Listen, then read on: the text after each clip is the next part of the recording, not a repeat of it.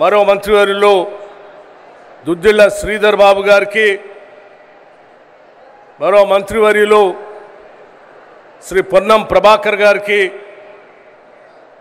మరో మంత్రివర్యులు శ్రీ కోమటిరెడ్డి వెంకటరెడ్డి గారికి,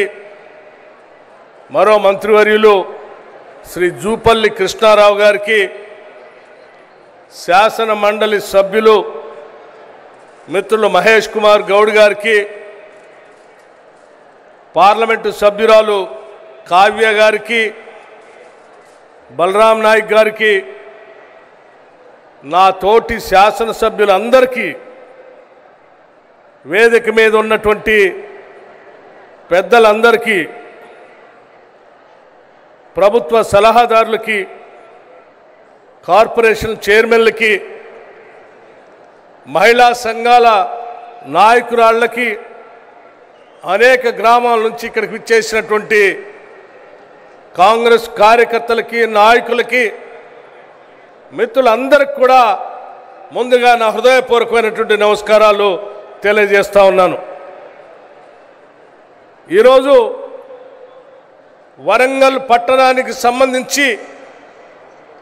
చారిత్రాత్మకమైనటువంటి రోజుగా నేను భావిస్తా ఉన్నాను. ఒక నగరానికి, ఒక పట్టణానికి దాదాపు 6,000 కోట్ల రూపాయలు శాంక్షన్ చేసి వాటికి సంబంధించినటువంటి పనుల్ని భూమి పూజ చేసుకునేటువంటి కార్యక్రమం, కొన్ని ప్రారంభోత్సవం చేసుకునేటువంటి కార్యక్రమం ఈరోజు రాష్ట్ర ముఖ్యమంత్రి వర్యుల చేతుల మీదుగా యావత్ రాష్ట్ర మంత్రి మండలి ఇక్కడ ఉండి చేసినటువంటి ఈ కార్యక్రమం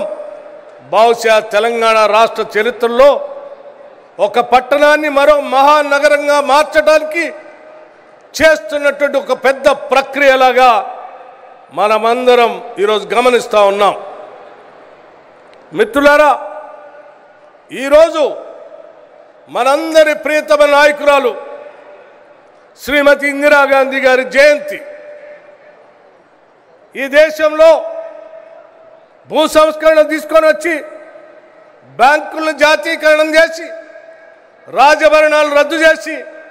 20 సూత్రాల ఆర్థిక కార్యక్రమాన్ని తీసుకొని వచ్చి పేద బడుగు బలహీన వర్గాల ప్రజానికం కోసం పనిచేసినటువంటి భారతరత్న శ్రీమతి ఇందిరాగాంధీ గారు పుట్టినటువంటి రోజు. వారు ప్రధానమంత్రిగా ఒక మాట చెప్పారు, ఈ దేశ సమగ్రత సమైక్యత కోసం నిరంతరం నేను పనిచేస్తూనే ఉంటాను. ఈ దేశాన్ని విచ్ఛిన్నం చేయటం కోసం కొద్దిమంది స్వార్థపర శక్తులు, ఆటంకవాదులు నా పైన దాడి చేయటం కోసం చేసేటువంటి ప్రయత్నం చేస్తూనే ఉంటారు. ఒకవేళ అదే జరిగితే కూడా నా ఒంట్లో ఉన్నటువంటి ప్రతి రక్తపు బిందువు ఈ దేశ సమగ్రత కోసం, సమైక్యత కోసం, అభివృద్ధి కోసం ఉపయోగపడుతుందని చెప్పి ఈ దేశం కోసం ప్రాణాలు అర్పించిన గొప్ప ధీరోదాత్తురాలు శ్రీమతి ఇందిరాగాంధీ గారు. అటువంటి ఇందిరాగాంధీ గారు పుట్టినటువంటి జన్మదినోత్సవాన్ని పురస్కరించుకొని ఈరోజు కాళోజీ గారికి సంబంధించినటువంటి భవనాన్ని పెద్ద ఎత్తున ప్రారంభోత్సవం చేసుకోవటమే కాకుండా రాష్ట్రంలో సగ జనాభా ఉన్నటువంటి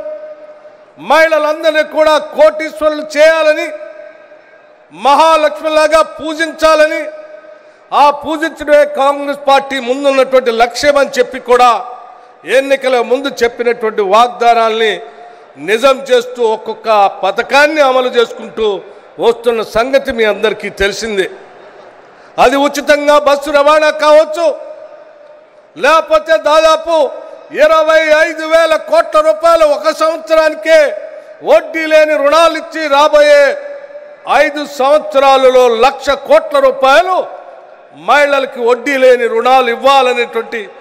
ఆలోచన కావచ్చు. ఇవన్నీ ఆనాటి గత కాంగ్రెస్ ప్రభుత్వం ఇందిరా క్రాంతి పథకం అని చెప్పి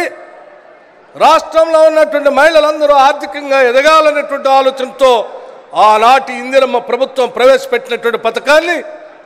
కోరి కొట్లాడి తెచ్చుకున్న తెలంగాణ రాష్ట్రంలో బీఆర్ఎస్ ప్రభుత్వం మొత్తాన్ని వదిలేసి వడ్డీ లేని రుణాల్ని బంద్ చేసి మహిళా ఆర్థిక సాధికారం పూర్తిగా నిర్లక్ష్యం చేసి వదిలేస్తే ఈరోజు తిరిగి మీ అందరి ఆశీర్వచనంతో అధికారంలోకి వచ్చినటువంటి ఇందిరమ్మ ప్రభుత్వం ఆలోచన చేసింది మళ్ళీ మహిళలందరినీ మహాలక్ష్మిగా చేయటం కోసం తిరిగి వడ్డీ లేని రుణాలు ఇద్దాం. అది సంవత్సరానికి 25,000 కోట్లు కావచ్చు,